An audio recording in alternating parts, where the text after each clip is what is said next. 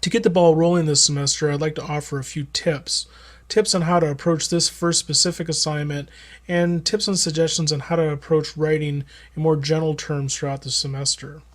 First, about this assignment, make sure that you make some connections between whatever it is that you do to invent your writing technology and the reading selections that we have that theorize about writing as a technology.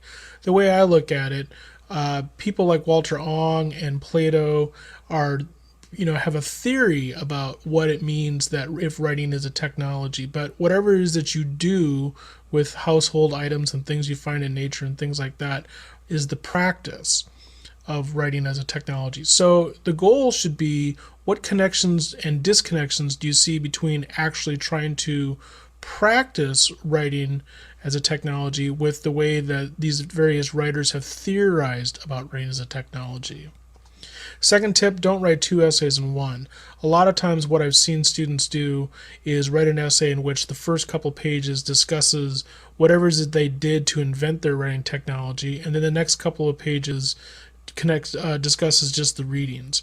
Don't do that. What you want to do is you want to write an essay in which you see connections throughout the essay between what it is that you did to invent your writing technology and the things that we read that theorized about writing as a technology.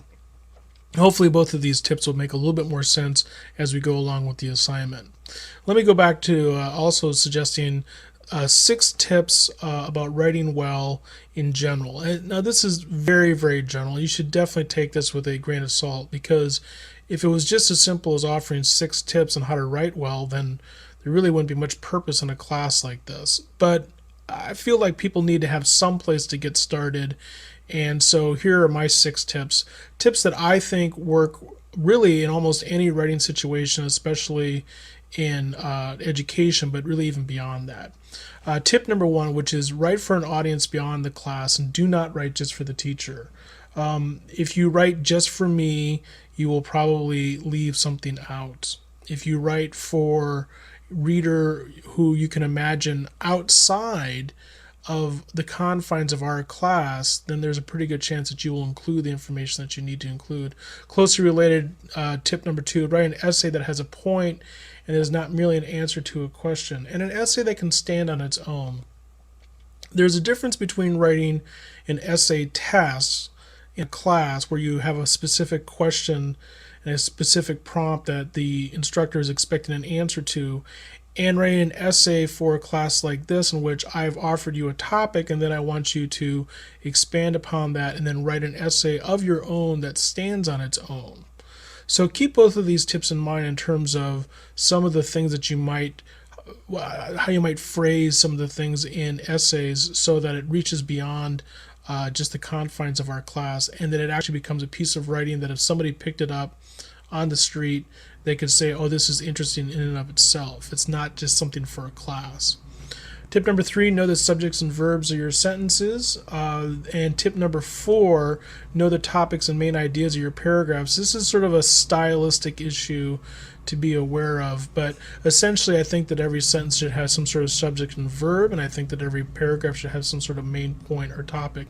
This is something we'll discuss in great detail when we discuss the style manuals. Tip number 5, read and reread your writing before you show it to others.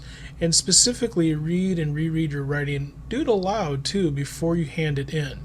It's amazing the number of small minor errors that are caught if you actually read something before you present it to other people. And it's also interesting the number of choices that you can make as a writer if you read and reread something aloud to yourself. Last tip, be willing and able to revise based on the advice of others and your own judgment over time. No piece of writing has ever come out of any writer perfect on the first go.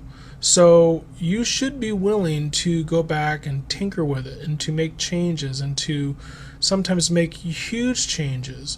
Sometimes the best essays are those that are a revision based on one paragraph of a previous essay. So be willing to make those changes and revisions as time goes on. Revision is really the only way to write well, and that's I guess what I'm trying to emphasize here. Like I said, I mean, there's a lot of other important things about writing, and this is something you should definitely take with a huge grain of salt, maybe a big chunk of salt.